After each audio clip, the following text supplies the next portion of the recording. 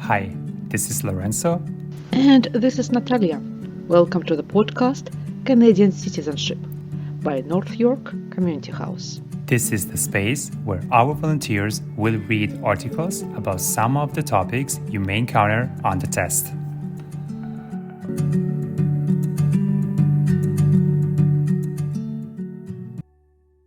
Welcome, everyone. Hello, everyone, and hello, Lorenzo. How are you doing? I'm good, Natalia. How are you? Not bad, thank you for asking. Okay, so in this episode, we're going to listen to a legend. Yes, and we will listen to one of the First Nations legend about three sisters. By the way, any guess about what this legend can be, Lorenzo? Maybe about family relationship? Okay, let's listen and see. I would like to intrigue you and our audience.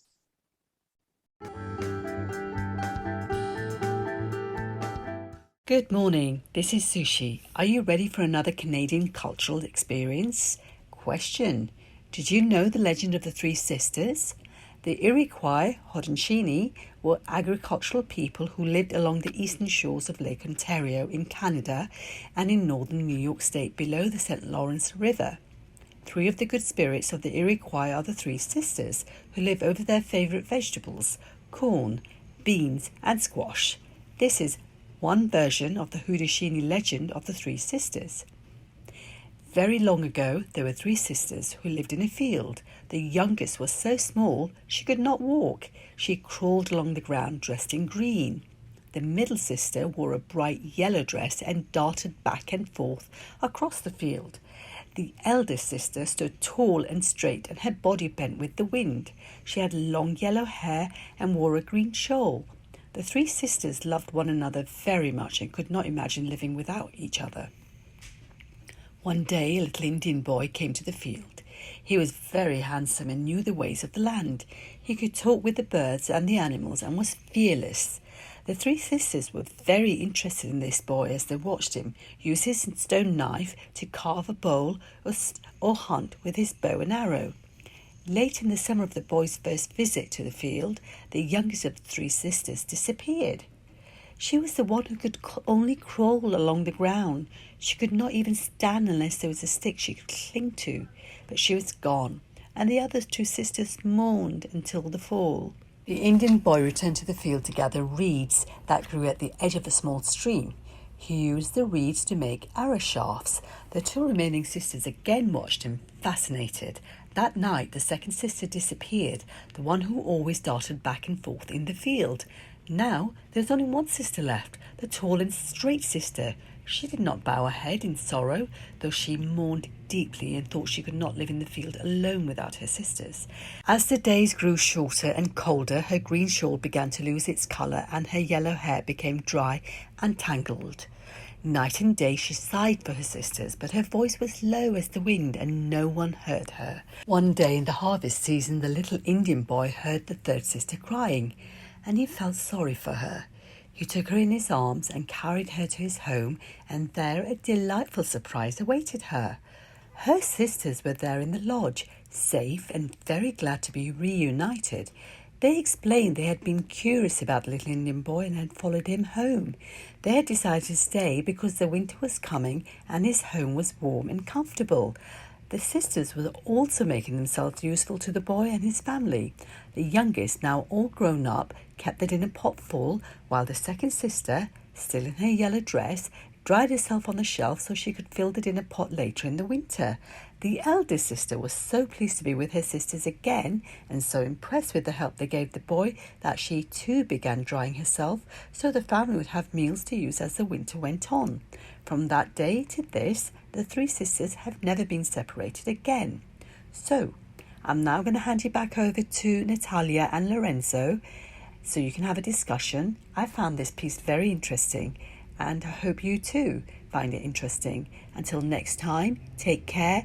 Bye.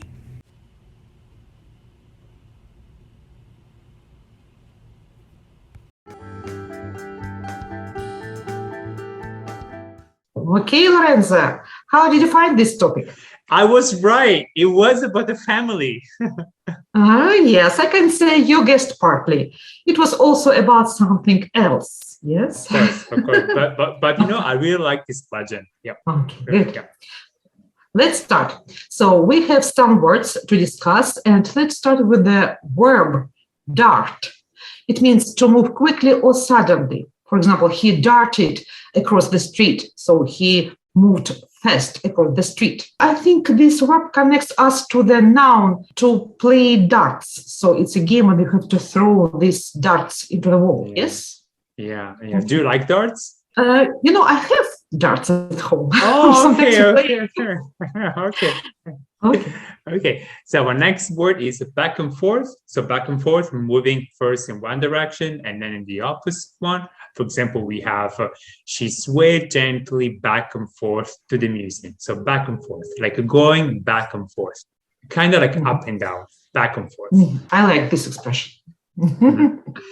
Okay, the next noun, it will be shawl. Actually, it's a large piece of cloth worn around the shoulders or head, or it can be wrapped around a baby. So if we are talking about the First Nations legend, so we are talking about the shawl that indigenous people made from natural materials. Only when Europeans came, they started to use wool shawls. But actually, it's very popular, I think, part of cloth, women's clothes. Yeah? Okay, nice. Okay, the next word is a verb and it's cling. So cling, to hold on tightly to somebody or something.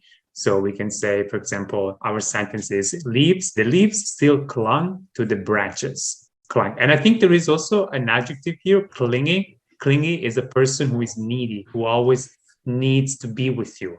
So cling, hold on to something tightly. Interesting. So one more word, it's mourn. It means to feel and show that you are sad because somebody has died. So it's like about mourning. Yes, mourning. Also, it can be when you feel sad because something no longer exists or it is no longer the same. And the synonym can be in both cases grieve, to grieve.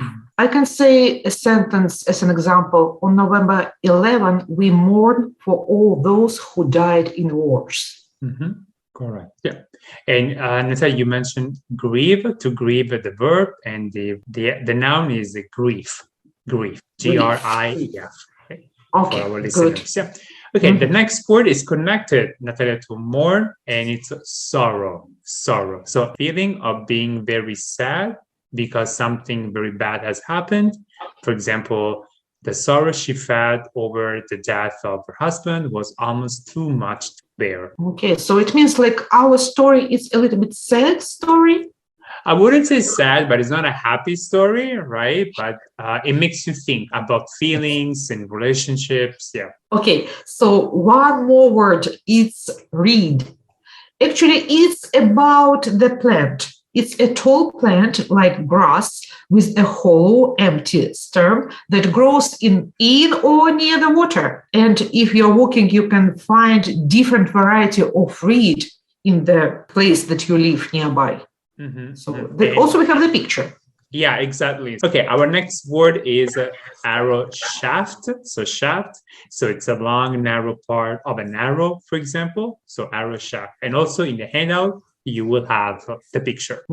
And I think now it's the last word, tangled. Tangled, it means twisted together in an untidy way. She ran a hand through her tangled hair. But interesting that this adjective has another meaning, complicated and not easy to understand. It's a very tangled issue she needs to solve. Yeah, it's interesting that the sound of this word makes you think about something complicated, tangled, something that you cannot solve. Yeah. Like a tangle twist. Yeah. Tangle twist. Yeah. Okay. Okay, then. So that was it for today. Thank you, Natalia, for being here with me. Thank you for being with me. Yeah. And I see you next time. Bye-bye. This is the end of our episode. Make sure to check out our Facebook page, Citizenship Test Preparation North York Community House, where you can find more information about our free preparation courses. You can also visit our website, nych.ca, nych.ca, where you will find all the information and updates about our programs. You can also find us on Instagram at NYCH Online, LinkedIn, and Twitter.